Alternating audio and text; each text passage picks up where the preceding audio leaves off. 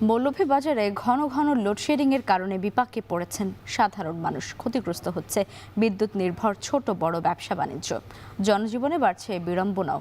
এ নিয়ে আরও জানাতে যুক্ত হচ্ছেন এম.এ. হামিদ। লোডশেডিং বাড়ায় কী ধরনের ভোগান্তি হচ্ছে জানাবেন, আর সাধারণ গ্রাহকরা কি বলছেন?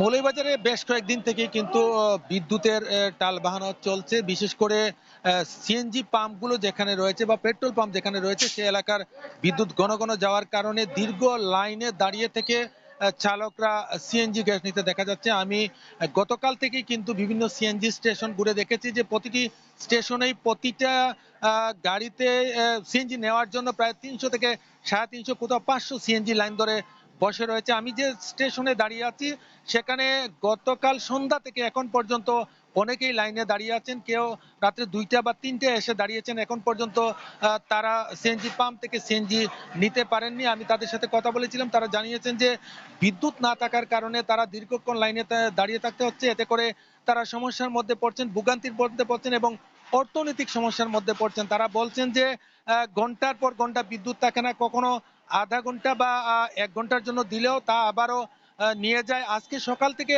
২ থেকে ৩ বার বিদ্যুৎ এসেছে এবং গিয়েছে। আমি কথা বলেছিলাম সিএনজি পাম্পের ম্যানেজারদের সাথে। তারা বলেছেন যে তাদের যদিও জেনারেটর রয়েছে, কিন্তু সে জেনারেটর ২০ থেকে আধা ঘন্টা পর্যন্ত চালানো যায়। তার চেয়ে বেশি চালালে সেখানে তাদের জেনারেটর অত্যন্ত গরম হয়ে যায় এবং এতে করে সমস্যার মধ্যে পড়তে হয়। আমি কথা বলেছিলাম পল্লী বিদ্যুতের জেনারেল ম্যানেজার সুজিত কুমার বিশ্বাসের সাথে। তিনি জানিয়েছেন যে প্রতিদিনই ১১৫ মেগাওয়াটের মতো চাহিদা থাকলেও ৬৫ থেকে ৭০ মেগাওয়াট চাহিদা পাচ্ছেন। যেখানে ৬৫ মেগাওয়াটের চাহিদা থাকে সেখানে ৩৫ থেকে ৪০ মেগাওয়াট পাচ্ছেন। এতে করে প্রতিদিনই ৩৫ থেকে ৪০ ভাগ লোডশেডিং করতে হচ্ছে। এছাড়াও পিডিবি এলাকায় যে লাইনগুলো রয়েছে, বিশেষ করে শহরের লাইন ছাড়া বাইরের যে লাইনগুলো রয়েছে সেখানে কিন্তু প্রতিদিনই লোডশেডিং হচ্ছে এবং ঝড়ের কারণে বিভিন্ন জায়গায় লাইনগুলা খারাপ হওয়ার কারণেই কিন্তু অনেকটা সমস্যা দেখা দিয়েছে বলে জানিয়েছেন বিদ্যুৎ কর্তৃপক্ষ।